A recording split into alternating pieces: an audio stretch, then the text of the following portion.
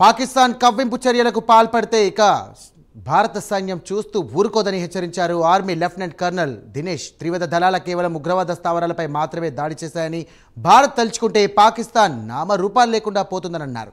భారత ప్రభుత్వం తమను ఎప్పుడు పిలిస్తే అప్పుడు వెళ్లి యుద్ధం చేసేందుకు సిద్ధంగా ఉన్నామని చెబుతున్న లెఫ్టినెంట్ కర్నల్ దినేష్తో నెల్లూరు మా ప్రతినిధి నరేష్ ఫేస్ టు ఫేస్. పాకిస్తాన్పై భారత్ నిన్న రాత్రి జరిపినటువంటి ఆపరేషన్ సింధూర విజయవంతంపై ఇప్పటికే దేశవ్యాప్తంగా కూడా ప్రజానీకం హర్షం వ్యక్తం చేస్తుంది. ఈ నేపథ్యంలో నెల్లూరు జిల్లాకు సంబంధించినటువంటి ఇటీవల కాలంలో ఇటు ఉగ్రవాద దాడుల్లో మృత్యువాత పడినటువంటి నెల్లూరు జిల్లా కావలివాసి మధుసూదన్ రావు సైతం కూడా ఆయన మృతి చెందారు. సో నెల్లూరు జిల్లా వ్యాప్తంగా కూడా ప్రతి ఒక్కరు కూడా ఈరోజు ఇండియా చేపట్టినటువంటి ఈ యొక్క ఉగ్రవాది యొక్క స్థావరాలపై జరిపినటువంటి సింధూర ఏదైతే ఉందో దాన్ని పూర్తి స్థాయిలో కూడా హర్షం వ్యక్తం చేస్తున్నారు. మనతో పాటు ఇదే అంశం సంబంధించి మాట్లాడేందుకు కూడా ఎన్సీసీ లెఫ్టినెంట్ కర్నల్ దినేష్ గారు ఉన్నారు, సేవా మెడల్కి సంబంధించినటువంటి. సో ఆయనతో మనం మాట్లాడే ప్రయత్నం కూడా చేద్దాం. So good morning. First of all, పాకిస్తాన్పై నిన్న రాత్రి ఆపరేషన్ సింధూర సక్సెస్ అయింది. ఇప్పటికే ఉగ్రవాద దాడుల్లో ఆర్మీ జరిపినటువంటి ఎయిర్ ఫోర్స్ ఎయిర్ స్ట్రైక్ సంబంధించి విజయవంతం కావడంపై మీరేమంటారు? సార్, ఫస్ట్ అండ్ ఫార్మోస్ట్ ఇది మనందరికీ శుభదినం అనే చెప్పచ్చు. ఎందుకంటే మొన్న జరిగిన పెహల్గామ్ టెర్రరిస్ట్ అటాక్ తర్వాత మన దేశం ఎలా రియాక్ట్ అవుతుంది అని అందరు సివిలియన్స్ వెయిట్ చేస్తున్నారు. అలాంటప్పుడు ఆ తరుణంలో నిన్న రాత్రి జరిగిన సర్జికల్ స్ట్రైక్స్ కానీ మిజైల్ స్ట్రైక్ కానీ ఒక విధంగా ప్రతీకార్యచర్య అని చెప్పచ్చు. మన 26 members and including 1 Nepal citizen మొన్న పెహల్గామ్ టెర్రరిస్ట్ అటాక్లో చనిపోయారు. దానికి నిన్న మన Indian army, Indian navy, Indian air force 3 armoured forces కలిపి నిన్న జరిగిన స్ట్రైక్, మిజైల్ స్ట్రైక్ ఆపరేషన్ సింధూర నిన్న రాత్రి సక్సెస్ఫుల్గా ముగిసింది. ఇది ఒక ప్రతీకార్య చర్య, దేశం గర్వించదగ్గ ప్రతీకార్య చర్యగా మనం భావించవచ్చండి. అంటే యాక్చువల్గా లెఫ్టినెంట్ కర్నల్గా మీరున్నారు. యాక్చువల్గా గతంలో ఇలాంటి స్ట్రైక్స్ మీరు కూడా పాల్గొన్నారు. ఏదైతే ప్రజెంట్ ఆపరేషన్ సింధూర ఎన్ని రోజులు ఉండబోతుంది, ఏంటి ఈ ఆపరేషన్ యొక్క భవిష్యత్ కార్యాచరణ? సార్, అలాంటి అంటే ఇది కొద్దిగా ఆపరేషనల్ డీటెయిల్ అనండి. కానీ పాత ఆపరేషన్ చేశామా లేదా అనేది పక్కన పెడితే నిన్న రాత్రి జరిగిన ఆపరేషనల్ స్ట్రైక్ ఏదైతే ఉందో దాని గురించి మాత్రమే మాట్లాడదాం మనం ఇప్పుడు. అది ఒక సక్సెస్ఫుల్ స్ట్రైక్గా మనం భావించాలి. అండ్ అన్ని మీడియా ఛానల్స్లో పొద్దున్న నుంచి కవర్ చేస్తున్నారు.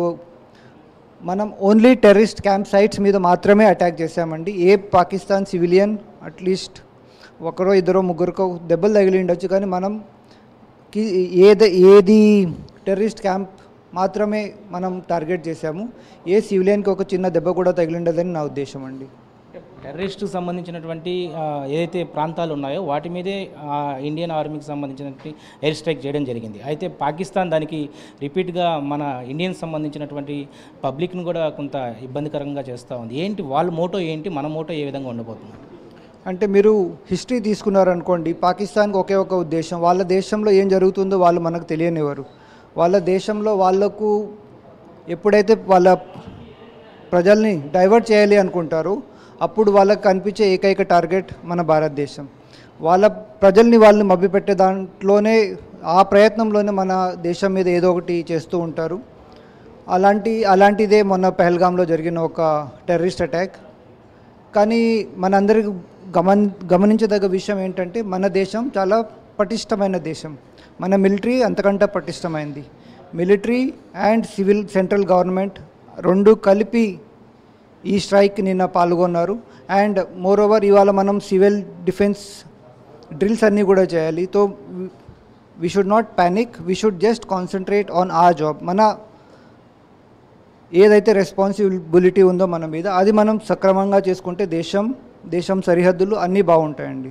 అంటే ఈ నిన్న జరిగినటువంటి ఆపరేషన్ సింధూర ఇప్పటికే భారతదేశ వ్యాప్తంగా కూడా ఏదైతే గత నెలలో జరిగినటువంటి పుల్వామాకు సంబంధించినటువంటి ఘటనలో 26 మంది చనిపోయారు. సో దీని మీద ప్రత్యేకించి ఈరోజు మాక్ డ్రిల్ కూడా జరుగుతూ ఉంది. సో ఈ టైంలో ఆపరేషన్ సింధూర అని ముందుగానే భారతదేశం ముందుకు తీసుకెళ్లే ప్రయత్నం చేసిందంటారా?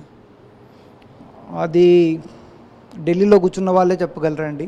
అంటే కానీ మనం as a citizen, normal citizen, మనం మాక్ డ్రిల్ మీద మాత్రమే కాన్సన్ట్రేట్ చేయాలి. ఎందుకంటే వాళ్ళు ఒక అటాక్ చేశారు, మనం దానికి జవాబు ఇచ్చాము. మళ్ళీ వాళ్ళు ఏదైనా చేయొచ్చు.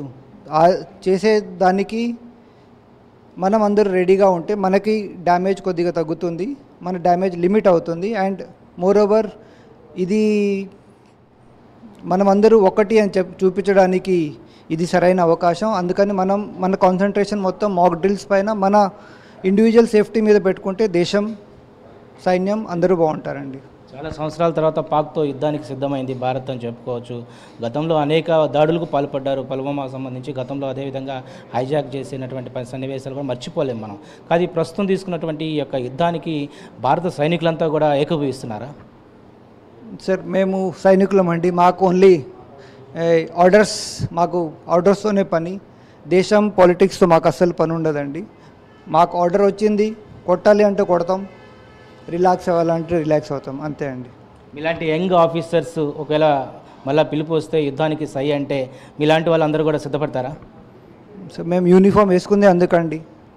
సో దట్ ఈజ్ అంటే అది మమ్మల్ని యుద్ధానికి పిలిస్తే అది మాకే గర్వకారణం అండి. అంటే every soldier is ready to do his best for the country and we'll always be ready to defend our country. మొత్తానికి లెఫ్టినెంట్ కల్నల్ దినేష్ గారు భారత ఏదైతే పౌరులు 26 మంది మృత్యువాత పడ్డారు, సో దానికి సంబంధించి ఇప్పటికే భారతదేశం సంబంధించినటువంటి త్రివిధ దళపతులకు సంబంధించినటువంటి ఇప్పటికే ఈ యొక్క ఆపరేషన్ సింధూరా సక్సెస్పై కూడా పూర్తి స్థాయిలో కూడా అందరూ కూడా హర్షం వ్యక్తం చేస్తున్నారు. మేము ఆపరేషన్కి ఎలాంటి సహకారం ఉన్నా కూడా ఈ యొక్క ఆర్మీకి సంబంధించినటువంటి జవాన్లందరూ కూడా సై అంటామని చెప్పి ఒకవైపు దినేష్ చెప్తా ఉన్నారు. ఇది ప్రస్తుతం ఇప్పుడు రాత్రి జరిగినటువంటి ఆపరేషన్ సింధూపై తాజా అప్డేట్. కెమెరా పర్సన్ వెంకయ్యతో నరేష్, నెల్లూరు నుంచి.